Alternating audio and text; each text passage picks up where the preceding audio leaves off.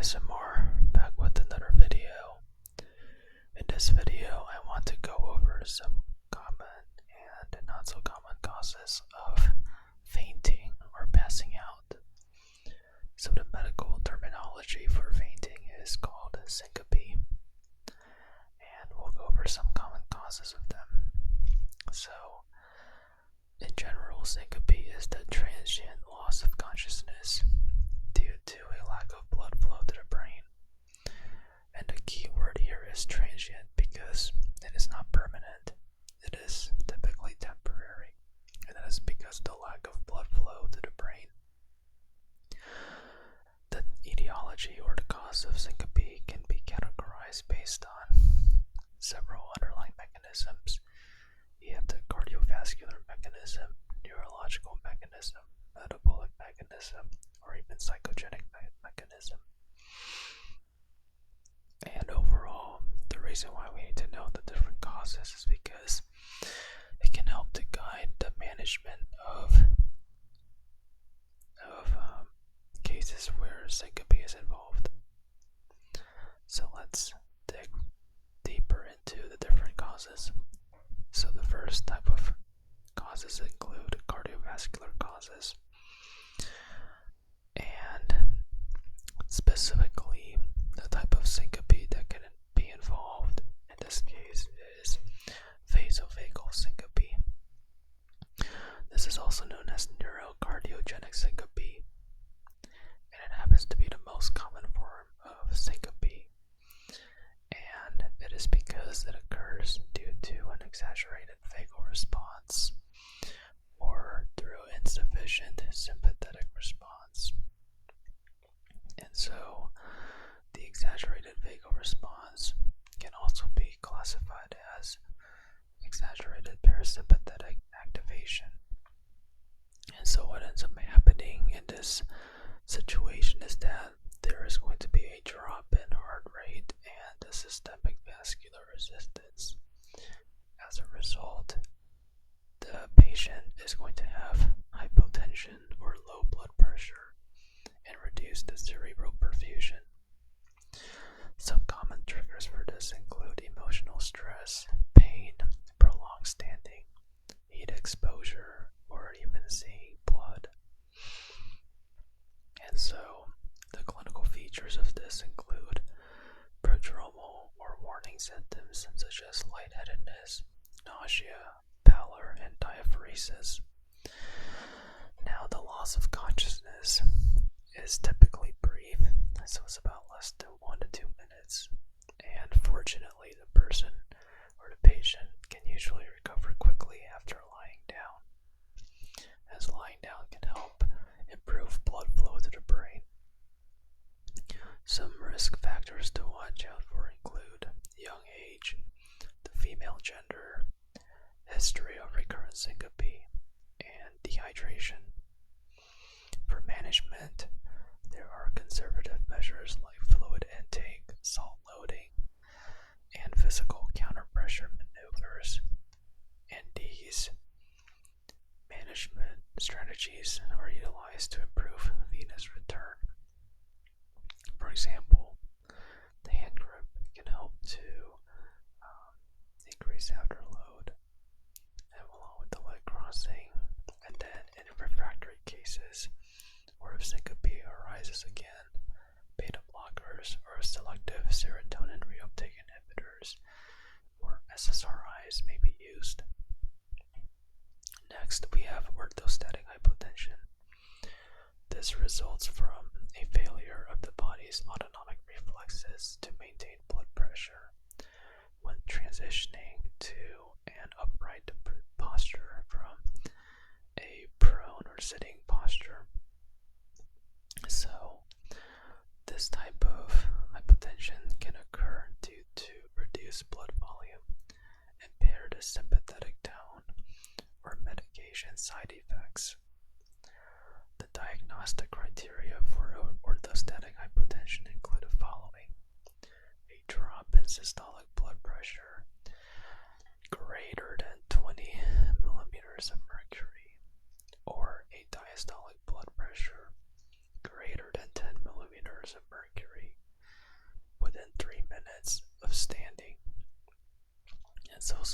causes of orthostatic hypotension include volume depletion, such as dehydration or hemorrhage.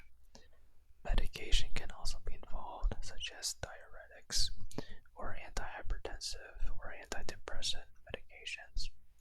And then autonomic dysfunction, so in cases of Parkinson's disease or diabetic neuropathy, all of these things could potentially lead to orthostatic hypotension.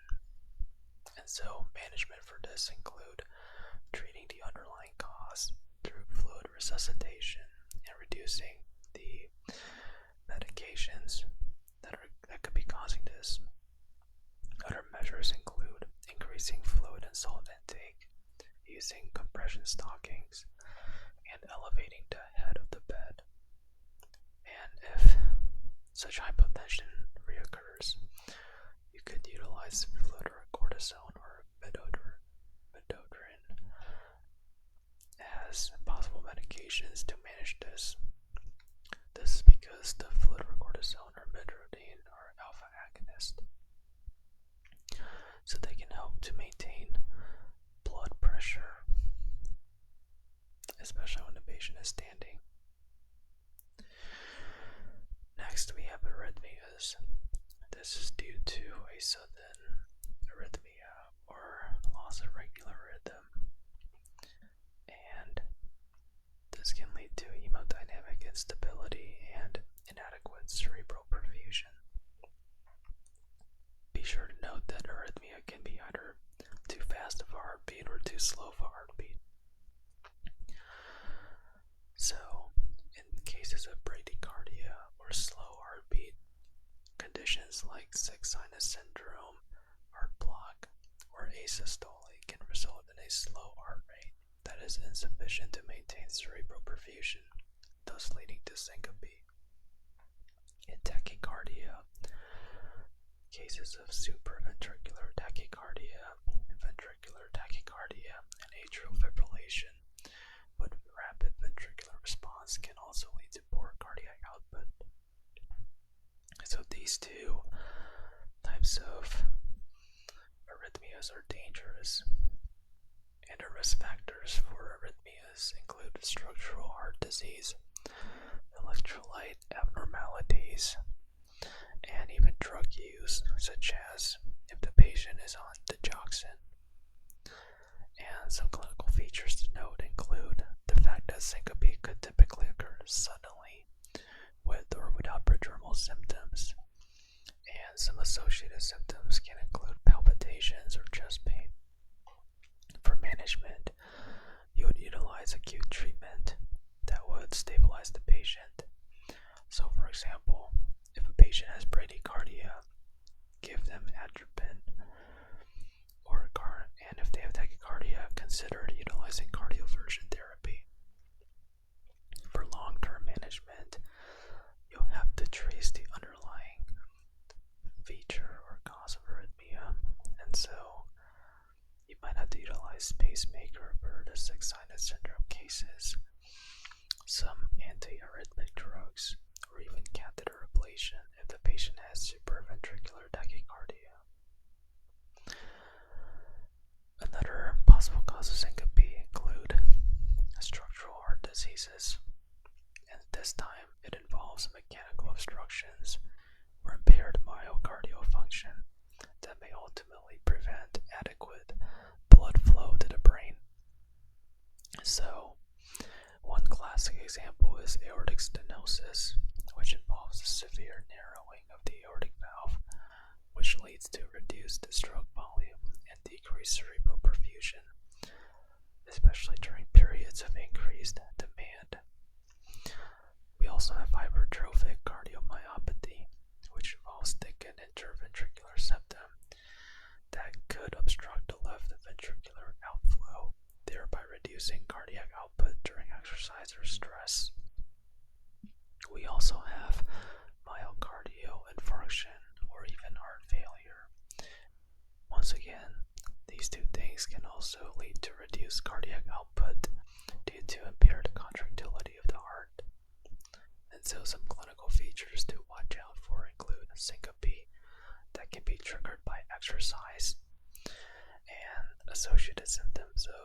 exertional chest pain or shortness of breath. And for management, the treatment will depend on the underlying condition. So for aortic stenosis, consider valve replacement. For hypertrophic cardiomyopathy, consider septomyectomy or alcohol ablation. And for myocardial infarction, consider revascularization of the coronary arteries. Then we have pulmonary embolism, where a large pulmonary embolus will obstruct the pulmonary circulation, which leads to right heart failure, hypoxia, or reduced oxygen supply to the tissue, and ultimately reduced cerebral perfusion. So the risk factors for pulmonary embolism include deep vein thrombosis, recent surgery, immobility, malignancy, pregnancy, and even oral contraceptive use. For clinical features, look out for sudden onset of syncope, pleuritic chest pain or chest pain upon taking a breath, dyspnea or shortness of breath, tachypnea, and hypoxia. And management will involve immediate treatment using supplemental oxygen, anticoagulation meds like heparin, and thrombolysis if indicated, and surgical embolectomy may be necessary if the pulmonary embolism or embolus tends to be massive. Alright, so we just covered the cardiovascular causes of syncope. Next, let's talk about some neurologic causes. The number one cause, or the most critical cause to be aware of, is seizures. This is because fainting due to seizures results from abnormal electrical discharges in the brain. It often involves a generalized tonic-clonic movement, but sometimes even focal seizures can lead to loss of consciousness, so just be aware of that. Some clinical features to note for seizures include post-ictal confusion, tongue biting, incontinence, and motor manifestations such as jerking of some part of the extremities. And for management, you would obviously use anti-epileptic drugs like phenytoin, valproic acid, lamotrigine, and management of underlying triggers if they include electrolyte imbalances or head injury. Another possible neurological cause is transient ischemic attack or stroke. This is also associated with cardiovascular causes because here we're dealing with a brief reduction in cerebral blood flow or even a permanent ischemia or stroke that leads to the loss of consciousness, and it usually presents with focal neurological deficits. So, if you ever wondered what the difference is between transient ischemic attack or stroke, remember that transient ischemic attack is temporary in nature, as in brief reduction, while stroke is more permanent. So some risk factors to watch out for include hypertension, diabetes, hyperlipidemia, smoking, and atrial fibrillation. Some clinical features include focal neurological symptoms like hemiparesis or dysphagia that can occur suddenly, and if these symptoms improve, then the etiology is more likely a transient ischemic attack. But if these symptoms persist, then we're probably dealing with stroke. For management, you must order CT and MRI as soon as possible to assess for the ischemia or hemorrhage. And if transient ischemic attack is suspected, consider utilizing antiplatelet therapy, such as your aspirin and clopidogrel medication regimen, and then management of vascular risk factors that we talked about, such as hypertension, diabetes, hyperlipidemia, and smoking. If in some situations a brainstem lesion can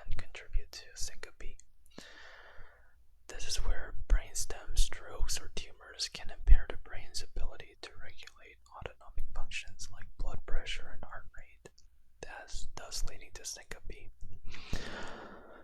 So, the clinical features include syncope associated with other brainstem signs such as vertigo, double vision, and ataxia, or loss of centralized coordination. And for management, you must once again order MRI or CT of the brain to assess for any lesions. And the management will once again depend on the underlying cause. For example, you might have to surgically resect a brainstem tumor if the tumor is found, or for cases of stroke, provide supportive care. So these are the neurological causes, although there could be more of them. Next, we have metabolic causes of syncope. One of the most common metabolic causes include hypoglycemia. This is due to low blood glucose levels, which leads to deprivation of the brain from its primary energy source, which is obviously glucose. This is obviously going to lead to confusion, weakness, and loss of consciousness. And so some risk factors to watch out for include diabetics who are on insulin or sulfonylurea therapy, people who are fasting, anyone who consumes alcohol, or someone who is critically ill. Some clinical features to watch out for include associated symptoms of sweating, shakiness, hunger, confusion, and loss of consciousness. For management, it is critical to rapidly administer glucose, either orally or intravenously. So in the emergency setting, you might use the dextrose 5 water that you would administer intravenously. In diabetics, consider adjusting insulin or other medications as necessary. And then we have hyponatremia, which involves the low sodium levels, which can thus lead to cerebral edema or the buildup of fluid outside of the cerebral vessels. This can lead to neurological symptoms, including syncope. Important risk factors are syndrome of inappropriate antidiuretic hormone, heart failure, renal disease. Even excessive water intake can be dangerous or can lead to this, and then the use of diuretics or water pills. Some clinical features include confusion, nausea, seizures, and loss of consciousness. And then for management, you must gradually correct the sodium levels with hypertonic saline in very severe cases, but the correction must be carefully tailored to the point where the osmotic demyelination syndrome is avoided. And then finally, we have psychogenic causes. So, in the absence of any identifiable organic or physiological causes, psychological stress or anxiety may manifest as fainting episodes. Now, this can often be termed as vasovagal syncope due to the presumed exaggerated vagal response. So, regarding clinical features, pay attention to whether the patient's syncope could have been triggered by some emotional stress or anxiety without any clear prodromal symptoms or associated signs of physical illness. And in this situation, a psychotherapy-based management may be necessary, such as cognitive behavioral therapy. Relaxation techniques could also be useful, and in some cases, a prescription of SSRIs may be needed. Alright, now let's talk about some brief management strategies. So, for initial management, please ensure that the person is in a safe position in order to improve cerebral perfusion. So, a good position would be having the patient lie flat with legs elevated. And then for airway, make sure that the airway is clear and that the person is breathing. And then assessment is important, where you must quickly assess the patient's vital signs and neurological status. If they are unresponsive and not breathing, then quickly initiate CPR and call 911 for emergency help. For diagnostic workups, it will depend on the possible cause, but they can include taking a detailed history, such as what triggered the syncope, any prodromal symptoms, any associated symptoms, and medical history. Do a good physical exam, so check for all the vital signs. Consider utilizing orthostatic blood pressure measurement if orthostatic hypotension is suspected. Do a comprehensive neurological exam and cardiac exam. Of course, order ECG to check for arrhythmias, heart block, or ischemia. Also, make sure to have blood tests so that you can check for glucose levels, electrolyte levels, and a complete blood count. The tilt table test is useful for diagnosing vasovagal syncope or orthostatic hypotension. Echocardiogram is very, very important for assessing any structural heart disease, such as valvular abnormalities or hypertrophic cardiomyopathy. For imaging, CT and MRI of the brain is necessary if neurological cause is suspected, and then consider utilizing a Holter monitor in cases of arrhythmias, as intermittent arrhythmias may not be captured on a standard ECG lab. And for treatment, when we have vasovagal syncope, it is important to increase fluid and salt intake. Teach some typical counterpressure maneuvers like leg crossing and hand grip maneuvers. Encourage the patient to avoid any triggers of such syncope. And then medications such as beta blockers or selective serotonin reuptake inhibitors could be used if syncope does not resolve.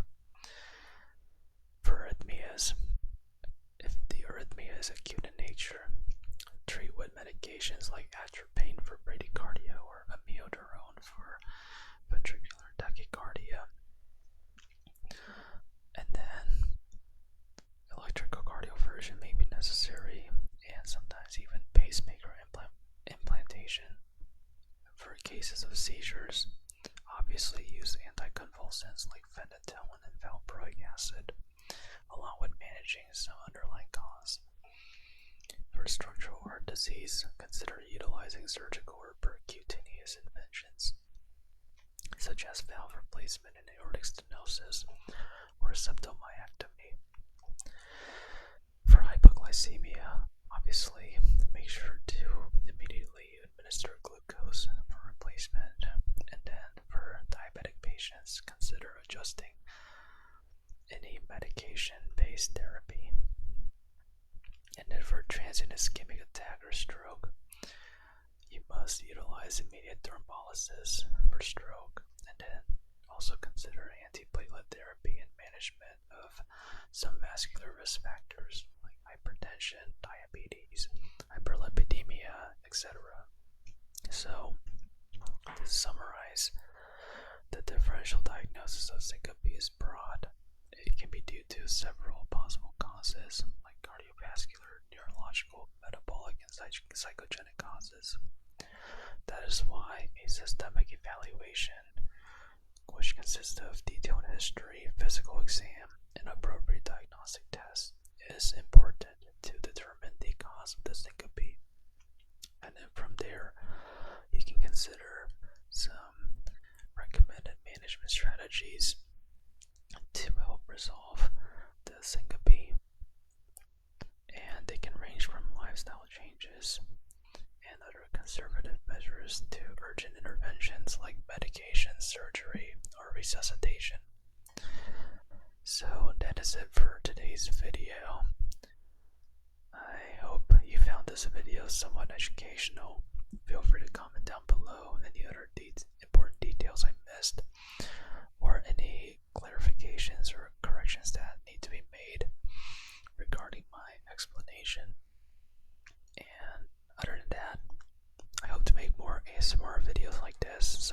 sure to like and subscribe.